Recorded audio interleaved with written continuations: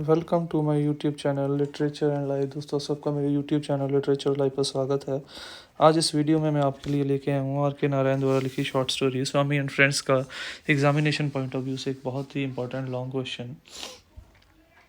Rasipuram Krishna Swami Iyer Narayan Swami, commonly known as R.K. Narayan, was an Indian writer known in fictional South Indian town of Malgudi।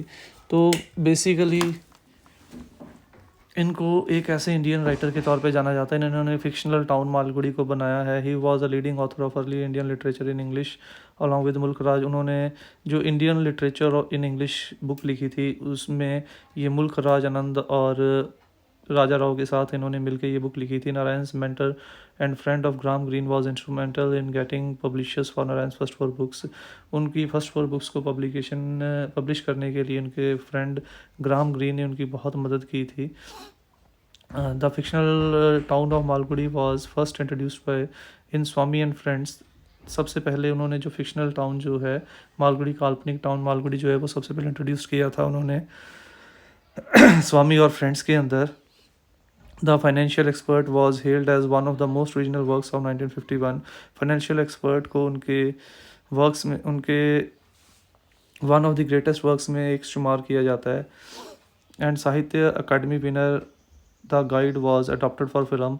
और जो the guide थी उनके ऊपर movie बनाई गई और उसे साहित्य अकादमी अवार्ड्स के साथ भी पुरस्कृत किया गया था। Narayan highlight the social context and everyday life of his character. Narayan अपने करेक्टर की एवरीडे लाइफ और सामाजिक कंडीशंस को भी व्यक्त करता है अपनी राइटिंग्स के जरिए। He has been compared to William Faulkner, who created a similar fictional town and likewise explored the humour and compassion to the energy of ordinary life. उन्हें विलियम फॉकनर के साथ भी अक्सर कंपेयर किया जाता है क्योंकि विलियम फॉकनर ने भी इसी तरीके से एक फिक्शनल टाउन की क्रिएशन की थी और वो भी इसी तरीके से डे टू डे लाइफ और सोशल लाइफ को, अपने करेक्टर्स को बड़े एनर्जेटिक तरीके से दिखाते थे अपनी राइटिंग्स के ज़रिए। In a career of spanning over 60 years, Narayan received many awards and honors including, उनको बहुत सारे अवार्ड और सम्मानों के साथ सम्मानित किया गया था, जिसमें AC बेंसन मेडल जो कि रॉयल सोसाइटी ऑफ लिटरेचर के द्वारा दिया गया, पद्म विभूषण और पद्म भूषण जो कि भारत का दूसरा और तीसरा सिविलियन हाईएस्ट अवार्ड है। एंड 1994 में साहित्य अकादमी फेलोशिप और राज्यसभा में एज ए मेंबर भी उनको नॉमिनेट किया गया। ये उनकी कॉन्ट्रीब्यूशंस और उनके अवार्ड्स हैं जो उनको उनकी कॉन्ट्रीब्यूशंस के लिए दिए गए। तो ये थी ब्रीफ सी इंट्रोडक्शन हमारी राइटर के बारे में। Now let's move on to our main topic, that is R.K. Narayan Swami and friends.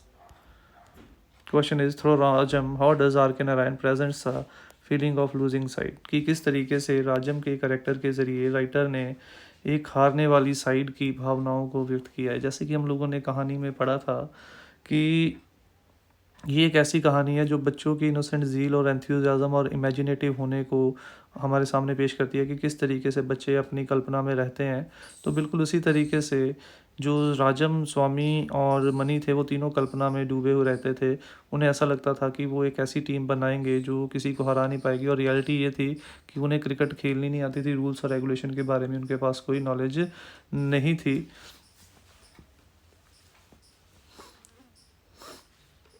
इसीलिए सॉरी, बट इनमें से सबसे, इन तीनों में से सबसे ज़्यादा जो एक्साइटेड था, इन तीनों में सबसे ज़्यादा जिसे इन तीनों में से सबसे ज़्यादा जिसे इस चीज़ की नॉलेज थी, इमेजिनेशन थी, जो सबसे ज़्यादा काल्पनिक था, वो था राजम। क्योंकि उसने तो इतना तक कल्पना कर ली थी कि उनकी टीम की खबर जो है वो अखबार में भी छप चुकी है। तो इसीलिए जब उनकी उसका इमेजिनेटिव वर्ल्ड रियल वर्ल्ड के आमने सामने आता है, जब उसकी कल्पना हकीकत के सामने आती है, जब वो मैच खेलते हैं तो एक एक करके वो कल्पना टूटती चली जाती है। पहले गेंदबाजी में वो कमज़ोर महसूस करता है, फिर बल्लेबाजी में कमज़ोर महसूस करता है और हर आउट होने वाले शख्स को कोसता है। और फिर जब उसे मौका मिलता है वो वहाँ से भाग जाता है चुपचाप, कहीं कोई उसे कोसे ना कि वो तो बड़ी बड़ी डींगे हाँक रहा था। बट अल्टीमेटली वो कुछ भी परफॉर्म नहीं कर पाया क्योंकि आता उसे भी कुछ नहीं था, उसने भी ऐसे ही आउट होके आ जाना था। तो इसीलिए एक जिस तरीके से, जिस दुखी हृदय से वो अपनी टीम को हारता हुआ देख रहा था, तो वाकई में राजम के करैक्टर के ज़रिए नारायण ने फीलिंग्स एक हारने वाली साइड की फीलिंग्स को एक्सप्रेस करने की कोशिश की है. The present story Swami and friends has been written by R K Narayan, one of the famous short story writers in English literature. Most of his stories are full of humor. His important books include Swami and Friends and The Guide. तो are K Narayan द्वारा लिखी गई short story है, उसकी ज़्यादातर जो कहानियाँ हैं वो व्यंग से भरी होती हैं.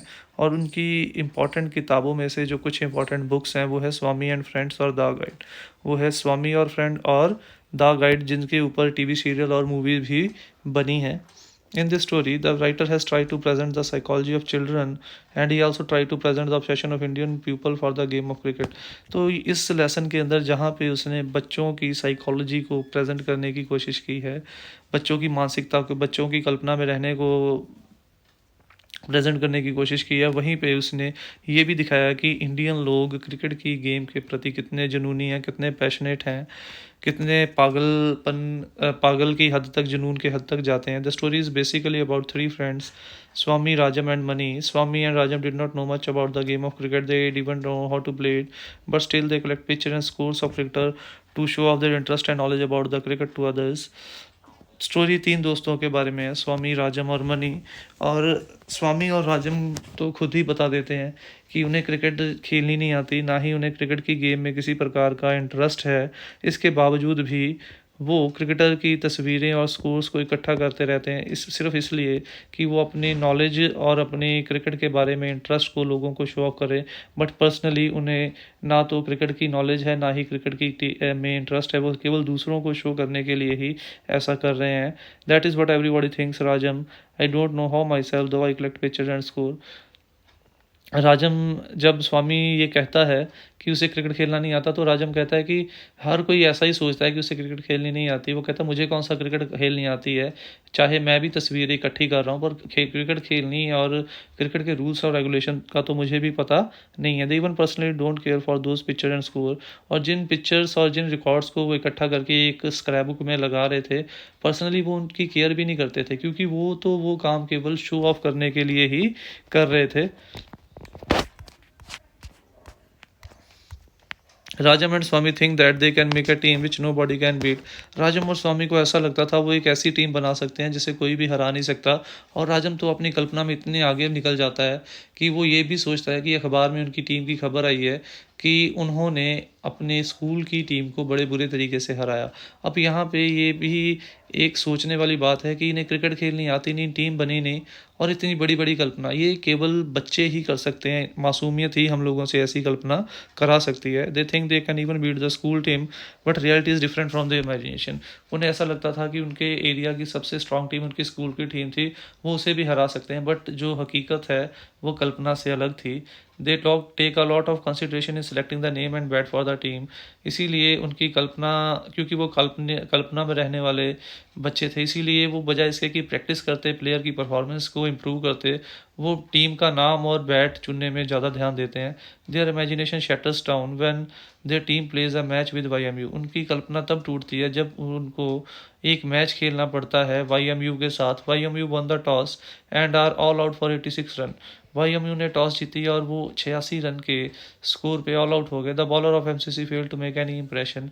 किसी भी गेंदबाज ने किसी प्रकार का प्रभाव डालने में कोई भी गेंदबाज वाईएमयू के बल्लेबाजों के ऊपर किसी प्रकार का प्रभाव डालने में असमर्थ रहा. बीच बीच में राजम को एक अच्छे गेंदबाज की कमी भी खल रही थी, और इस तरीके से धीरे धीरे करके उसकी कल्पना टूट भी रही थी. At this Rajam the captain MCC really felt a need of good and clever bowler. उसे इसीलिए एक अच्छे गेंदबाज की कमी भी खली, और उसे धीरे धीरे करके अपना काल्पनिक दुनिया जो है वो टूटती हुई भी नजर आ रही थी. Even in the batting the MCC fail to make any impression were 8 for 3 in a very quick time. और जब बैटिंग बल्लेबाजी की बारी आई तब भी एमसीसी ने किसी प्रकार का प्रभाव नहीं डाला, और जल्दी ही वो उनकी 3 विकेटें मात्र 8 रन के ऊपर गिर चुकी थी. Rajam was feeling very bad and it appear to him as if 6 more batsman will get out even before 20 run on the score board. Rajam बहुत दुखी था और उसे ऐसा लग रहा था कि बाकी के बल्लेबाज जो हैं वो स्कोर बोर्ड को 20 तक भी नहीं पहुंचा पाएंगे। But again he thinks that he and Mani can make 40 run each and will make their team to a victory. पर फिर कुछ समय के लिए अपनी कल्पना में खो जाता है और सोचता है कि वो और मनी अभी रहते हैं बैटिंग करने के लिए, दोनों अगर 40-40 रन बना लेते हैं तो वो अपनी टीम को जीत दिला सकते हैं। बट ये हमें पता है कि ये भी उनके लिए मुमकिन नहीं था, क्योंकि उनकी परफॉर्मेंस भी ऐसी ही आनी थी। He was looking at his player and hoping for a miracle to happen. वो अपने प्लेयर्स की तरफ देख रहा था और ये उम्मीद कर रहा था कि शायद कोई चमत्कार हो जाए जो उनके प्लेयर्स को जीत दिला सके। But in the meantime Rajam hears a voice from his father and he at once get ready to go from there. But उसी समय राजम जो है एक आवाज़ सुनता है अपने फादर की और एकदम से वहाँ जाने के लिए वहाँ से जाने के लिए तैयार हो जाता है। और अगर राजम वाकई में परफॉर्म करना चाहता, उसे पता होता, अपनी काबिलियत के ऊपर भरोसा होता, तो वो वहाँ से जाने के लिए तैयार नहीं होता, क्योंकि अब उसे भी पता था कि वो जो कल्पना कर रहा है कि वो 40 रन बना लेगा वो भी उसके लिए मुमकिन नहीं होगा। इसीलिए जैसे कि अब वो दूसरों को दोष दे रहा है इस प्रेजेंट कंडीशन के लिए, अगर वो भी आउट होके आ गया तो उसके ऊपर भी दोष आएगा। इसीलिए वो इन ब्लेम से बचने के लिए वहाँ से जाना ही मुनासिब समझता है। ही thinks that he is safe now and can blame other players for his team and for their poor performance. अब वो सोचता है कि अगर वो वहाँ से चला जाता है वो सुरक्षित बच जाएगा और वो दूसरे प्लेयर्स को दोष दे सकेगा उनकी टीम की खराब परफॉर्मेंस के ऊपर कि वो तो उसे तो वहाँ से उसका फादर ले गया, अगर वो रहता तो वो मैच जिता देता, पर बाकी की टीम अच्छा नहीं खेली। बट रियलिटी यही थी कि उनमें से किसी को भी अच्छा खेलना नहीं आता था, क्योंकि उन्हें उस क्रिकेट के बारे में कोई नॉलेज थी ही नहीं और उन्होंने उस नॉलेज को लेना मुनासिब भी नहीं समझा। इसीलिए आधी अधूरी नॉलेज जो है वो हमेशा हमारा नुकसान कर सकती है। जैसे यहाँ पे इनके पास आधी अधूरी नॉलेज थी और इसीलिए इनकी टीम की परफॉर्मेंस जो है इफेक्ट पड़ गई। In the end to conclude we can say that the writer has successfully presented the feelings of losing sight through the character of Rajam. In fact, the dream world of Rajam and Swami shatters down into pieces in the end. तो ये कहना गलत नहीं होगा कि वाकई में राजम के करेक्टर के ज़रिए राइटर ने एक हारने वाली साइड की फीलिंग्स का हमारे सामने पेश करने की कोशिश की है। ये कहना गलत नहीं होगा कि राजम और स्वामी का जो सपनों की दुनिया है, जब हकीकत के सामने आती है तो वो सपनों की दुनिया टूट जाती है और उन्हें एहसास हो जाता है कि जो जिस इमेजिनेशन में रह रहे थे वो इमेजिनेशन ही थी, वो रियलिटी नहीं बन सकती थी। तो ये थी हमारी आज की वीडियो। उम्मीद करता हूँ आपको वीडियो अच्छी लगी होगी। अगर वीडियो अच्छी लगी हो तो वीडियो को लाइक और कमेंट ज़रूर कीजिएगा और ऐसी वीडियोस के लिए चैनल को सब्सक्राइब कीजिए। नई वीडियोस की अपडेट के लिए बेल आइकन पर क्लिक कीजिए। Thanks for watching the video. Don't forget to subscribe my channel. Click on the bell icon to get the latest updates.